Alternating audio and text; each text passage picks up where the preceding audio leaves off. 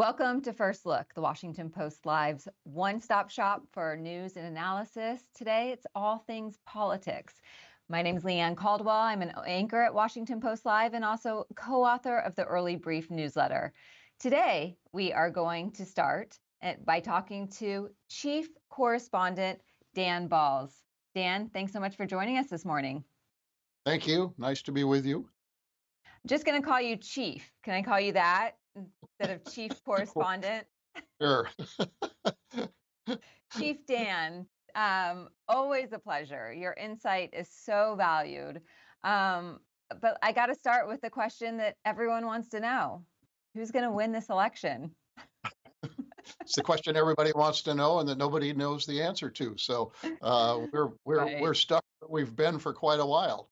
The polls are, statistically dead even. There's a new New York Times Siena poll out today where the national poll is literally even. I think it's at 48-48.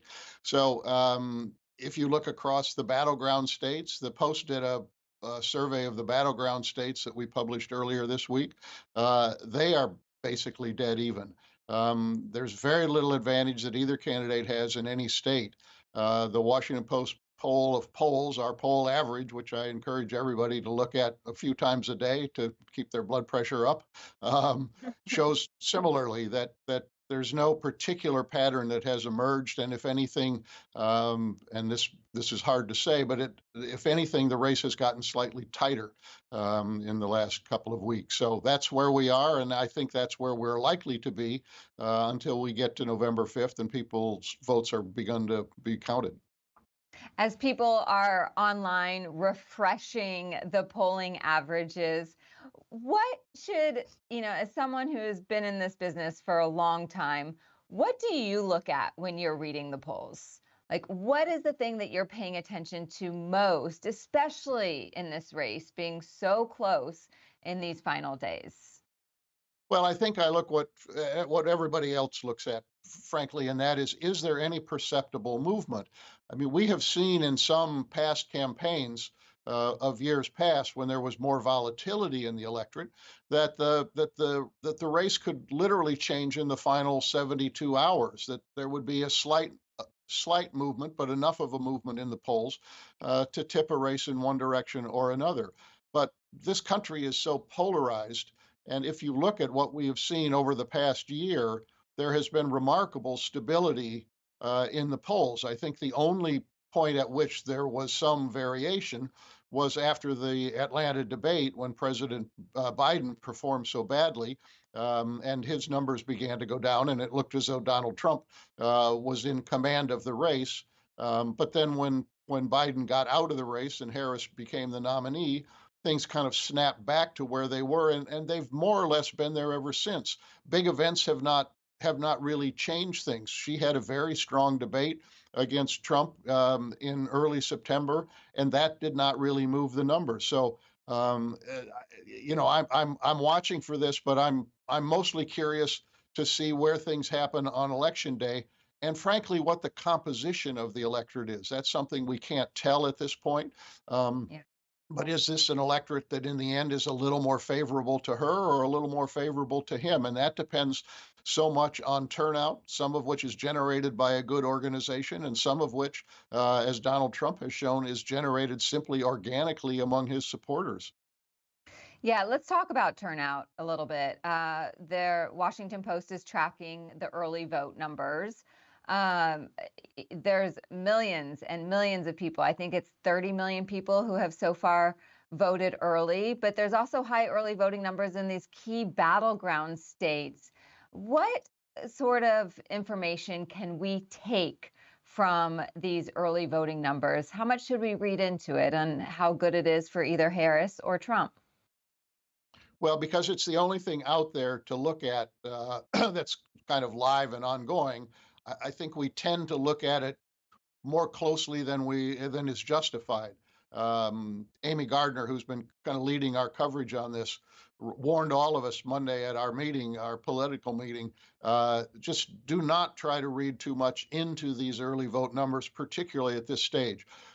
There was a sizable early vote in 2020, as we know, but that was an unusual election. Rules had been changed. It was the COVID election. And so comparing today to that election is a little bit tricky. In the first kind of early days of the early vote, the Republicans were doing well. They were casting votes in higher numbers than they had in the past. Donald Trump has complained about early voting and mail-in voting, but the Republican Party has embraced it. So the question is, are these voters who would otherwise vote on election day, or are they new voters? Are they low propensity voters? Are they people who otherwise wouldn't come out? I think Democrats were somewhat nervous after the first few days of early voting. I talked to a Democrat yesterday who was feeling better about it, who said that things have begun to look more favorable in the Democrats' direction. But again, I think we have to be very, very careful about this to read too much into it. Yeah, the vibes you're hearing are the same that I'm hearing. A lot of nerves at the beginning, but now a little bit more insight. So I want to also move to Pennsylvania. It's a key state in this election. You spent 8 days there talking to voters throughout the state. It was such a fascinating read. If you have not read Dan's piece on it, it is just so great in getting inside the minds of voters and what people are thinking throughout the state. Can you, though, summarize for us or tell us your biggest takeaway after spending so much time talking to people who are going to cast their ballots? Yeah, it was a wonderful road trip. I was there, as you say, 8 days, and stopped in 6 different counties, representing different kinds of voters and different geography of a very diverse state. Pennsylvania is obviously important, as you know well, because it has 19 electoral votes, which is more than any other battleground state. And so we decided that we would try to focus on that. You asked for a takeaway. I guess I would have a couple. One is that voters know Donald Trump. They know who he is. They know what he represents. Some people loathe him for various reasons that are clear to people. Some people love him. Some people are torn about him. But they are not, they're not wondering who Donald Trump is. Uh, some voters are willing to put aside things they don't like about him because they think that the policies he has would be better for them. Um, I found among a number of voters questions about Kamala Harris. She, as we've said all along, she is not as well known. People are not quite certain where she would take the country, how much of a difference there would be between a Harris administration and a Biden administration. But I also came away with the sense that she has more room to grow in a place like Pennsylvania, and perhaps that's the case in other battleground states, that she has a little bit more room to grow than he does. But that depends on her ability to kind of make the sale, to close the deal, and that's clearly what she's attempting to do in these final 10 or 11 days. Yeah, let's talk about her closing argument. Next Tuesday, she is going to give a speech at the Ellipsis, that is on the National Mall, and that is the site that Donald Trump gave a speech on January 6th. And that is why Harris and the campaign chose that site. Can you talk a little bit about her closing argument in highlighting January 6th, Donald Trump's unfitness for office, she says, and if you think it's going to work? Well, that's a $64 million question as to whether it will work. It is interesting that she is coming back to this argument at the end of the campaign. It was the core argument of President Biden's campaign when he was still in the race. As we heard when he got into the race initially in 2019, when he got up for reelection in this campaign, even at his speech at the Democratic National Convention, the threat that Donald Trump poses, in his estimation, is the core issue. Harris started out her campaign, as everybody has written, with this so-called politics of joy. I mean, the happy warrior. But in the final days, she is coming back to the threat that she sees in Donald Trump being reelected to the presidency. It is a strong argument, and I think the real question is, will it move voters? I don't know the answer to that. Based on what I heard in Pennsylvania, I'm not sure that it will, but it may motivate enough Democrats who really do not like Donald Trump, but may have some questions about her. It may remind them of the stakes that they might see in the election, and it will bring out a big vote. I mean, that's what she needs. She needs people to come out and vote in huge numbers. And if there is any kind of lack of energy or enthusiasm in corners of the Democratic coalition, then she has a problem. So she has decided to emphasize this and emphasize it in very, very strong language. When she did the CNN town hall meeting the other night, Anderson Cooper asked if she agreed with the comments of some of the people who work for Trump that he's a fascist, and she said, yes, I agree with that. I mean, that's a very strong word to use in a presidential election, but it's not the only strong word she's using. So she has amped up the rhetoric, and by choosing the ellipse for her speech next Tuesday, there is no question about how she wants to close the election and what the final argument that she's making. Now, in addition to that, she's got a big speech today in Texas about abortion and reproductive rights. That will also be part of the final message that she's conveying around the country. What is Donald Trump's closing argument? Well, Donald Trump's closing Mhm. argument is the country is going to hell in a handbasket, and I can do something about it. It is not a deviation from the message that he used on the first day when he announced his candidacy in June of 2015. Uh, that illegal immigrants are overrunning the country, that they are changing the character of the country, and that something has to be done about it, and that he's the person to do it. Now there are obviously other issues, and in every poll that people take, the economy and inflation rank as number one. But neither Harris nor Trump is really focused on that issue in the final 10 days. He has gone back to immigration and, in a sense, the American carnage message that has always been kind of the bread and butter for him as a candidate and as president, and that's what we are seeing now. The one difference is that he is not delivering it in anything close to a disciplined way. Um, he is a more erratic candidate than he has been in the past. He is more focused, if that's possible, on grievances than he has been in the past. And so sometimes the message gets lost. But I don't think there's any question about what he wants people to think about when they to vote. Yeah. Dan, we're out of time, but I want to ask you really quickly, and that is there is a huge gender divide this year, according to polling. We'll see if that bears out in the electoral results. But have you ever seen a gender divide like this in a previous presidential race?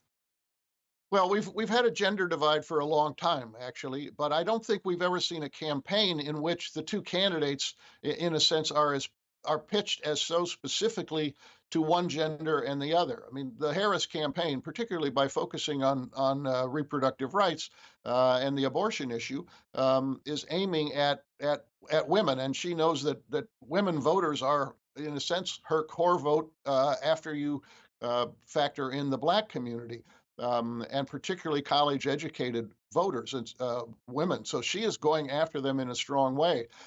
What's interesting is the degree to which Donald Trump has pitched his campaign to men.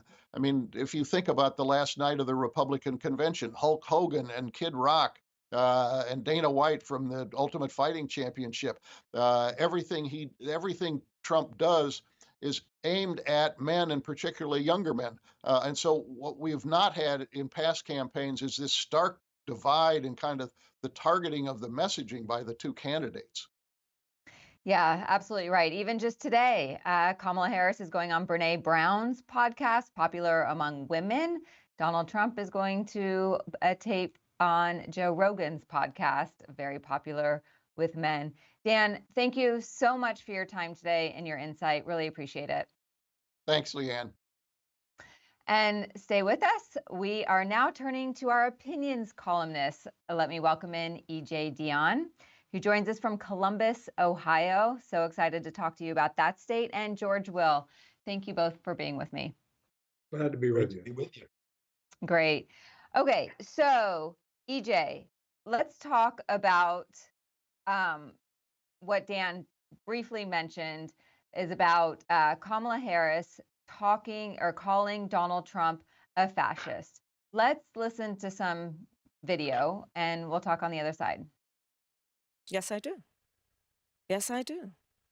And I also believe that the people who know him best on this subject should be trusted. Again, look at their careers. These are not people, with the exception, I think, of only Mike Pence. These were not politicians. And of course, when she was saying, yes, I do, she was responding to a question from CNN's Anderson Cooper saying, do you think that Donald Trump is a fascist? So, EJ, what do you make of that moment? Well, I think it goes to the way in which she is closing her campaign. I think that General Milley, by telling Bob Woodward that he saw Trump as fascist to the core, and John Kelly's interview with the New York Times, where he also called him a fascist, really opened the door for Kamala Harris to use that word. But it's consistent with an argument she's been making ever since Trump started talking about his the folks who are the enemies from within, and his statement that he would call out the troops against his internal enemies. This is the language of authoritarianism. It is the language of fascism, and his way of speaking about immigrants to our country as vermin is classic language along those lines. Why does Harris think this could move the voters? I think Harris is making a very clear appeal to two overlapping groups. One, as you mentioned, women. This will be very likely the largest gender gap we've ever seen. If Kamala Harris wins, women will elect her. If Donald Trump wins, men will elect him.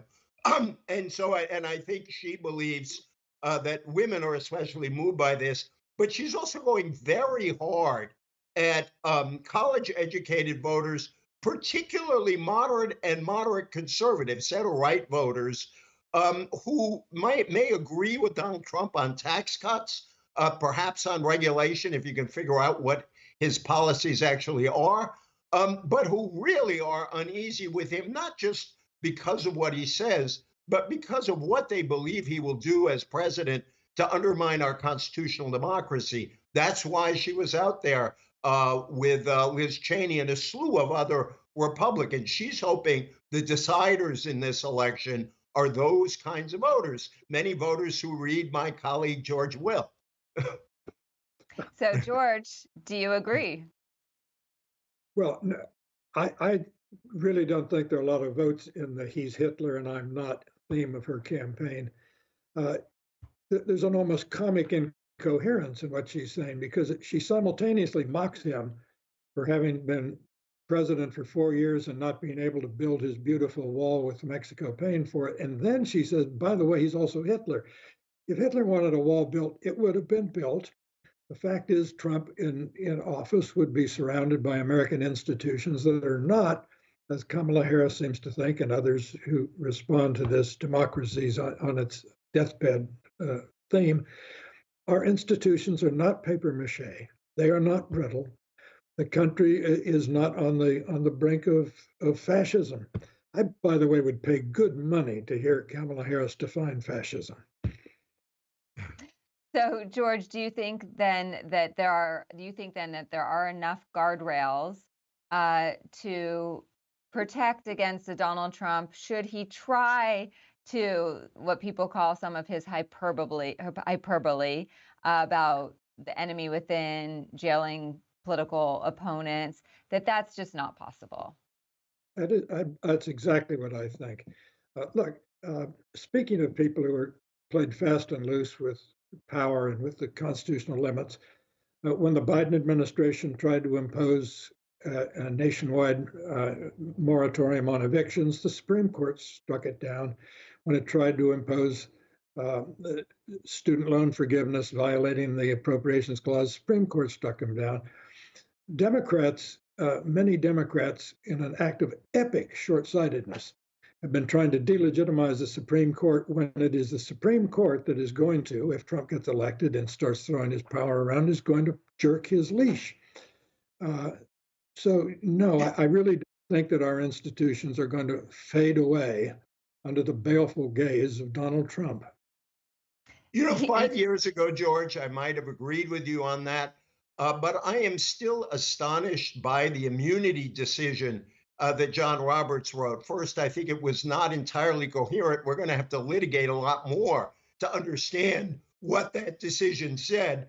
But the court in that decision seemed to open up an extraordinarily broad definition of what a president can do and not be subject to the rule of law when he does it.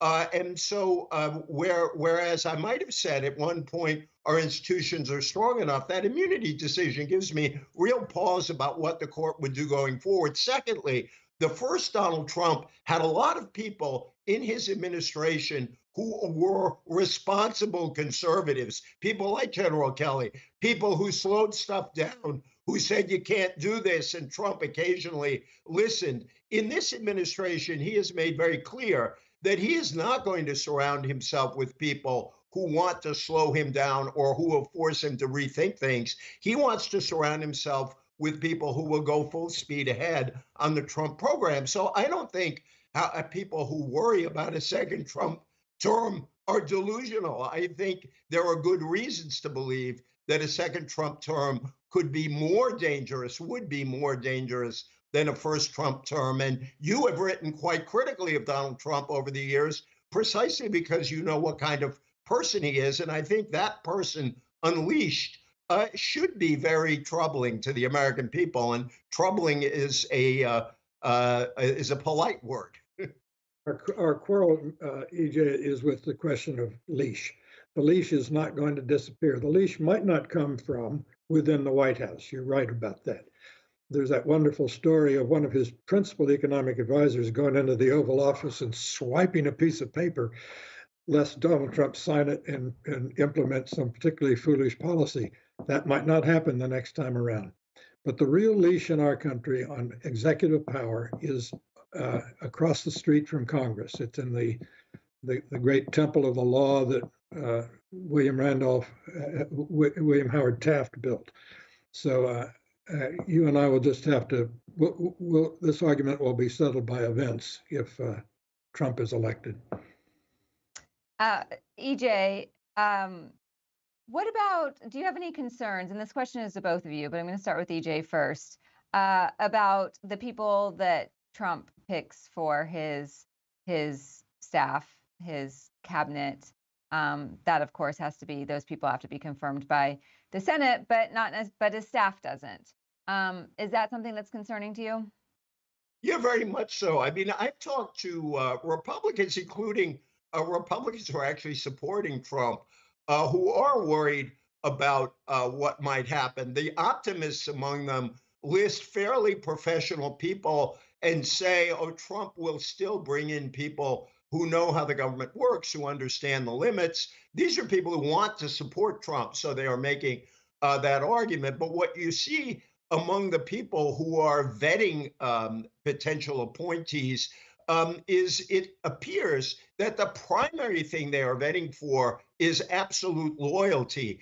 And absolute loyalty is really dangerous, that I want a president who surrounds herself or himself with people, yes, who are loyal. It's important that they support the administration, but who are willing to say to a president, that's a bad idea. That's dangerous. That's not going to achieve what you want to achieve. And there is no evidence, all the evidence is on the side of Trump picking absolute loyalists. And that makes him, to me, much more scary as a potential president. That's why, again, I would say Trump 2 is going to be unleashed in a way, to stay with that metaphor, in a way Trump one was not. George, I'm going to ask you the question in a little bit different of a way, and that is that there's very few high-level people in Trump's first term who are joining him in part of his his campaign this term. Some have come out vocally in opposition to him, including his vice president. What does that say about Trump, and what does that say about his staffing of a potential second term should he win?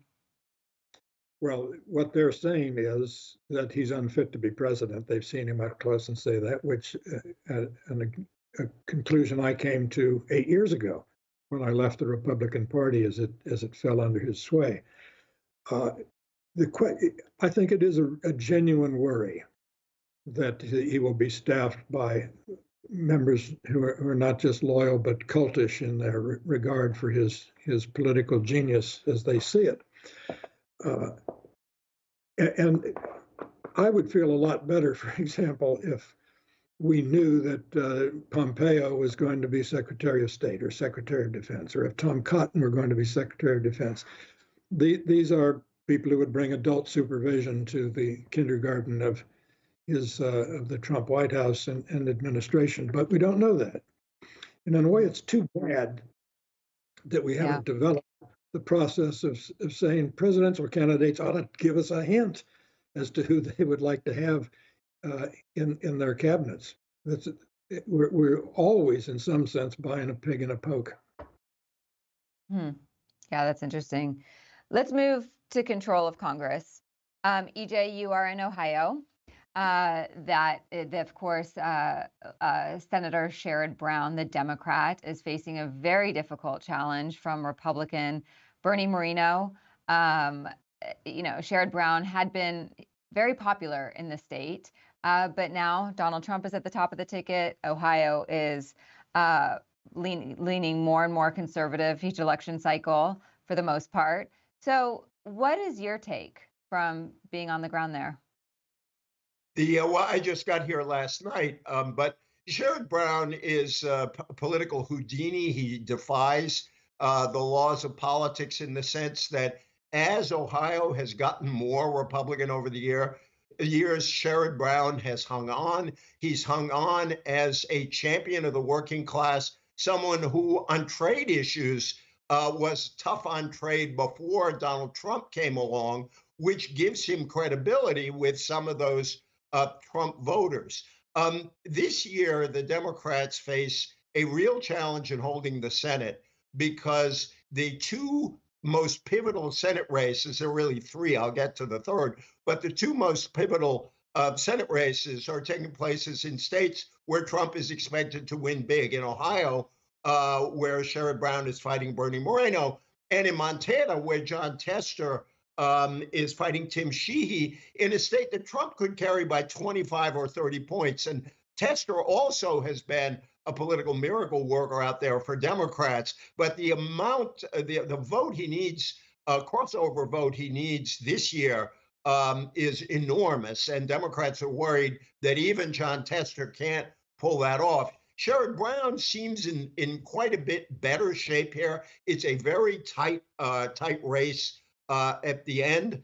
But I never bet against Sherrod Brown because he really does have a long-standing connection of voters here that transcends party. I know it's weird to say that at this moment in our history, but it really does. The other race that's so fascinating is the Dan Osborne independent race against Senator Deb Fischer in Nebraska. And we didn't expect to be looking at that race.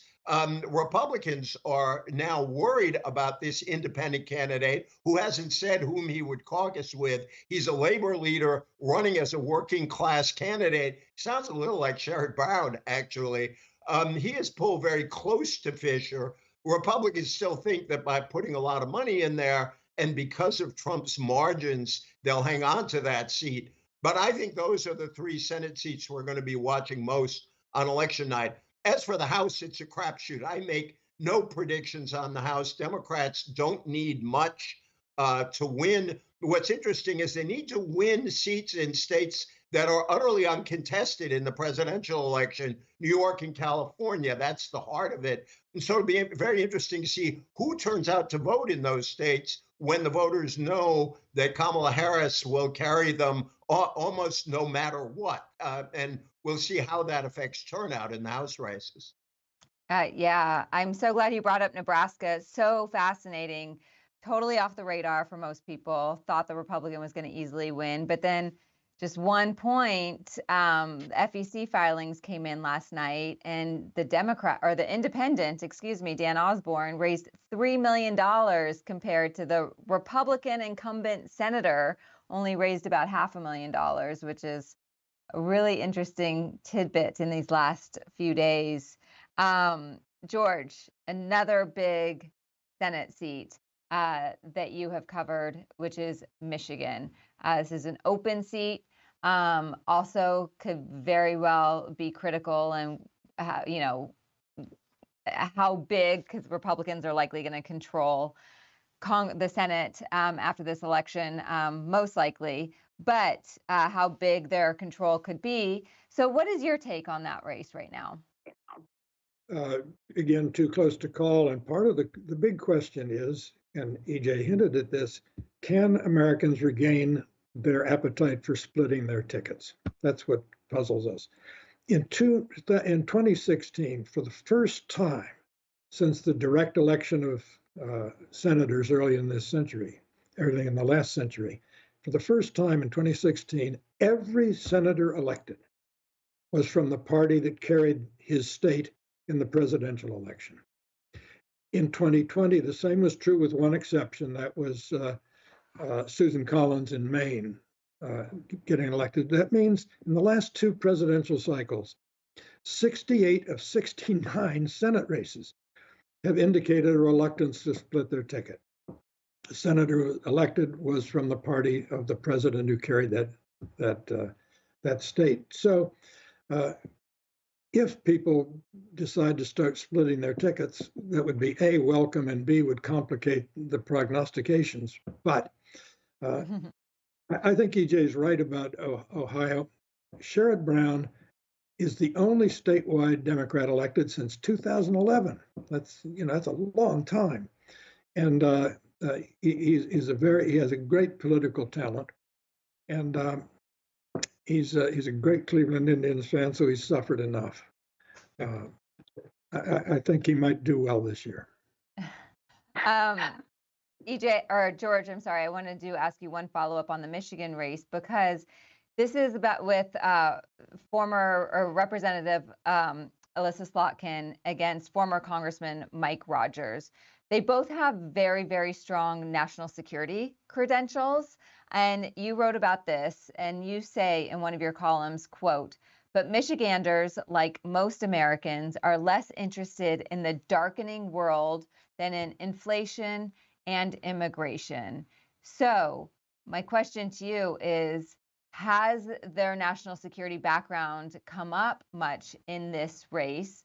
Or has this race also been very nationalized and focusing on these issues that voters around the country are also focused on, immigration and the economy? I asked Mr. Rogers, the Republican candidate, if his foreign policy played at all in this, and he actually sort of winced. Through time, what Americans want from foreign policy is as little of it as possible. They want to be concerned about their domestic affairs. Both he and his opponent would make admirable senators, in the sense that this is, in my judgment, the most dangerous moment since the Second World War. We have a coalescing, an axis of powers, Iran, North Korea, China, and Russia, that is, I think we have an embryonic world war coming about. And here you have two people qualified to be senators in this moment of peril, and the public is completely uninterested in the world beyond our shores. EJ, I agree with. Go ahead. You spoke with the Congresswoman Slotkin recently. Talk about your thoughts about what George said, but also that interview. Yeah, I interviewed her actually the day after George's column on the race ran. And first of all, I agree with George that this is an extremely dangerous moment for our country and for the world.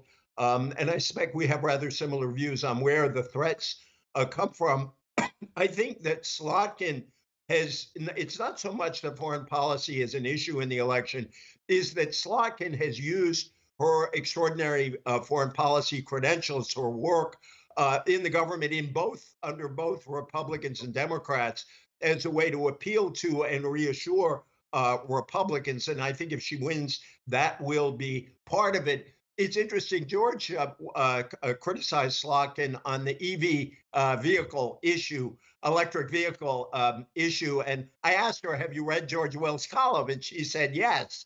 And I actually heard her the day before give an argument for why UAW workers, why people in the auto industry should welcome EVs. Yes, EVs require less labor than traditional cars do. What she argued is that the American auto industry fell behind in the 1970s by not producing enough small cars that it turned out there was an appetite for. And the reason to get into EVs is so that the US is not overwhelmed in that market by China or other countries. And so it was a fascinating case of defending electric vehicles, the need for Americans to produce them, not necessarily because everybody wants to drive them, but because we want our share of that industry. So it was fighting climate change in the name of a kind of economic nationalism. So, George, you said you used a term that was actually really, really shocking to me, but also really important. You said the embryonic of a world war. We're in the embryonic stages of a world war. I think you just used. Part of that is the conflict in Gaza and Lebanon, Israel. In Michigan, was there, and how did you see that issue playing out, not just at the presidential level, as we know of the uncommitted vote there, deep, deep dissatisfaction with the Democratic Party, but also in the Senate race too?